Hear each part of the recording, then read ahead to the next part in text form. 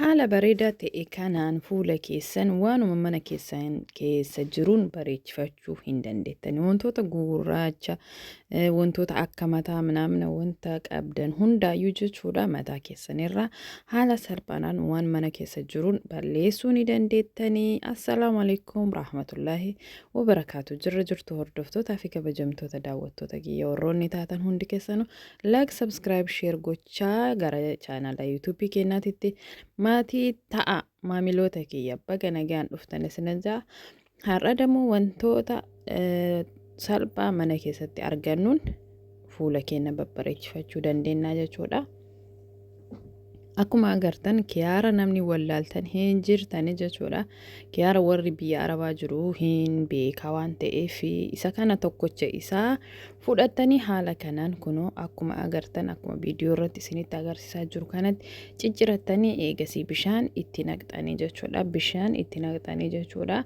Bishaan itti naqxanii daqiiqaa muraasa keessatti jechuudha haaluma salphaa ta'een daaktanii jechuudha daakkatanii jechuudha maashina juusaa ittiin hojjetanillee yoo qabaattanii isaanillee daaktan hin dandeettanii yoo barbaadan dammoo kan shoorbaa ittiin daaktan jechuudha shoorbaa kunoo adasii yoo hojjettan akka itti daaktan sanitti daaktanii eegasi dammoo hin dhibbiibdanii jechuudha bishaan isaa qofa bichaa irraa adda baastanii jechuudha qishira isaa fi bishaan adda baastanii jechuudha. Haaluma argitan kanaan jechuudha wanta barbaadaniin addaan fo'uu hin dandeettanii bishaan isaatii fi gattaa isaa jechuudha. Gattaan isaa kanillee hin gatamu jechuudha. Haala salphaadhaan gattaa isaallee itti fayyadamtan bishaan isaatillee itti fayyadamtanii jechuudha. Waan kanarraa waan lama hin argattan jechuudha. Waan lama argattan jechuudha. Maaksii lama argattan jechuudha. Saniifuu haaluma kanaan kaa bishaan keessan irraa dhimbiibdanii yoo geessitan haala kanaan cuunfitanii irraa jechuudha salphaadha. Wantoota kanneen mana keessan keessaa argachuu hin dandeettanii nyaataaf illee wanta itti fayyadamtanii jechuudha. Miidhaa namatti fiduu jechuudha. Miidhaa fuula keessanii irratti wanta fiduu miti maaliif wanta garaa seenuu keemikaala wanta hin qabne waan ta'eef jechuudha. Haala kanaan kunoo bishaan isaatii fi gattaa isaa addaan baastanii bishaan isaa dammoo daakuu boqqolloo jechuudha. Nashaa jedhama. Daakuu boqqolloo itti gootanii jechuudha. Maankaa tokko daakuu boqqolloo itti gootanii ibiddarra keettanii jechuudha. Haala kanaan akkuma agartan waliin dhooftanii eega jettaniin booda bishaan kana fuutanii bishaan distii kanaa jechuudha fuutanii maal gootanii ibiddarra kaa'attanii jechuudha. Wantoota kanneen ibiddarra keettanii daqiiqaa muraasaaf waliin dhooftanii haga bishaanii fi nashaan sun walitti qabatee jedhutti jechuudha. Haala kanaan akkuma agartan kana ho'aan isaa walitti qabatee bishaanii fi nashaan walitti qabatee jira. Daqiiqaa muraasaa hin keettan maaliif ho'aa waan ta'eef ho'aa isaa dibachuun hin ta'u jechuudha. Diqoo haa qabbanaa'ee fuula keessanirra yoo gootan akka isin gubu osoo hin ta'in wanta qaawwa fuula keessanii haguugee jiru guutumaan guutuutti hin kaasaa jechuudha. Qoshaashaa fuuraa manaamni argitanii yoo cufee jiraate qaawwa fuula keessanii isinii banii isinii bareechisaa jechuudha. Saniifuu haala kanaan qopheeffadhaatiin itti godha. Wanti kun afaan keenyaan maal akka ta'e hin beeku amma asirratti suuraa isaa isinii kaayaa jechuudha. Suuraa isaa kana ka argitan kan afaan keenyaan hin beeku waraqaa gaar jedhama yookaan immoo sidiran maxahuun jedhama afaan arabaatiin jechuudha. Kunoo waraqaan isaa kana fakkaata daakuun isaa jechuudha.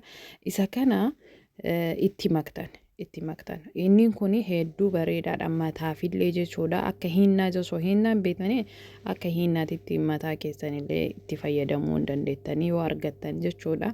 Mataafillee bareedaadha jechuudha. Fuulaafillee akkuma agartan haala kanaan itti godhatanii achi booda fuula keessan suuta jettanii dibaa maasaaj godhataniin itti dibdanii jechuudha. Daqiiqaa 15 yookaan daqiiqaa 10 akkas akka fuula keessanii jechuudha. Ofirratti teessistanii eegasii dibatuu hin dandeettanii jechuudha. Inni kun wal harkisaa jechuudha. Akka jechuun yeroo fuula keessanitti dibatan hedduu bareedaadha jechuudha. እና isa irraa cuunfitanii gattaa isaa kanallee hin gattani, gattaan isaallee hin gattanii jechuudha. Gattaa isaallee itti fayyadamuu ni dandeettanii. Qaama fuula keessanii qofa bichaa miti, yoo barbaadan jismii keessan, harka keessan, wanta barbaadan dibatuu hin dandeettanii. Daakuun kuni maayini daakuu ruuzaati jechuudha. Ruuza daakamee jechuudha. Ruuza daakuu ruuza itti makattan, daakuu ruuzaa kana waliin dhooftanii yoo jettan jechuudha. Gattaan kunillee jismii keessan, qaama keessan akka barbaadanitti dibatuu ni dandeettanii jechuudha. Saniifuu haala kanaan daakuu ruuzaa jechuudha waliin dhooftanii haala kanaan itti dibatuu dandeettanii. Bishaan wardaa ka jedhamu jira, bishaan wardaa hin beeytan jechuudha.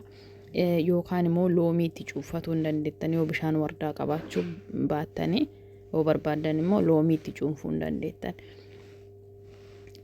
Nah waanuma xiqqishuu itti gootan bishaan wardaa asirra suuraa isaa akkuma agartan kana jechuudha. Haala xiqqishuu takka itti gootanii saniin booda waliin dhooftanii eegasii dammoo sukkaara fiddanii sukkaara itti godhattanii jechuudha. Haala argitan kanaan waliin dhooftanii eega jettaniin booda sukkaara keessanii daggizee itti gootan sukkaarri sun jismii qaama dadhabee jechuudha. Gogaa dadhabee hin bareechisa. Gogaawwan dadhabanii haala malee jechuudha kuttur jedhan jechuudha, walitti guduunfaman hundaafuu bareedaadha, ni hiikaa jechuudha. Inni kun sukkaarri immoo akkuma beektan waan gaariidha, waan bareedaadha jechuudha. Saniifuu haala kanaan sukkaarallee akkuma itti gootan sukkaara waliin dhooftanii suuta jettanii saniin booda waliin dhooftanii gizee jettan achi booda jismii keessan bakka feetan jechuudha. Fuula keessan barbaadanii, harka keessan barbaadanii, luka keessan barbaadanii jechuudha. Suuta jettanii maasaaj gootanii daqiiqaa muraasa ofirra tursiistanii eegasii immoo hin dhiqattanii jechuudha. Akkuma agartan kan suuta jettanii jismii keessan fuula keessanii yookaan immoo harka keessanuu ta'uu yookaan luka keessanuu barbaadanii haala kanaan maasaaj gootanii fuula keessan babbareechifatuu ni dandeettanii jechuudha. Inni ka duraa garuu fuula qofaa jechuudha. Fuula keessan qofa kana jechuudha ka dibattan. Isa kana fuula keessan, morma keessan manaaman dibatuu hin dandeettanii jechuudha. Homaa rakkina hin qabu jechuudha. Keemikaala. Akkuma agartan asitti zayital wardii ka jedhamu jira. Suuraa isaa asirra isinii kaaya. Isa san xiqqishuu itti buufattanii gizee dibatu fuula keessan qabbanaa'ee jedhee jechuudha. Qabbanaa'uu qaba, inni kun dammoo waan ho'aa bishaan inni hojjettaniif jechuudha.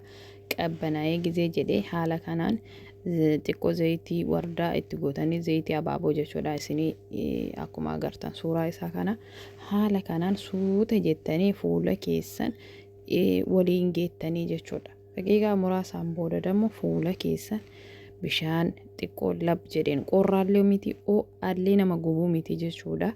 Wasata akka ta'e ka jiddu galeessa ta'een dhiqattanii jechuudha. Saamunaa malee jechuudha. Saamunaadhaan hin dhiqatina. Saamunaa malee hin dhiqattanii torbaaniin guyyaa takka yookaan immoo 15dhaan yoo fayyadamtan wanni kun hedduu bareedaadha. Itti fayyadamaa sinan jedha. Haga sagantaa biraatitti walitti dhufnutti nagaatti.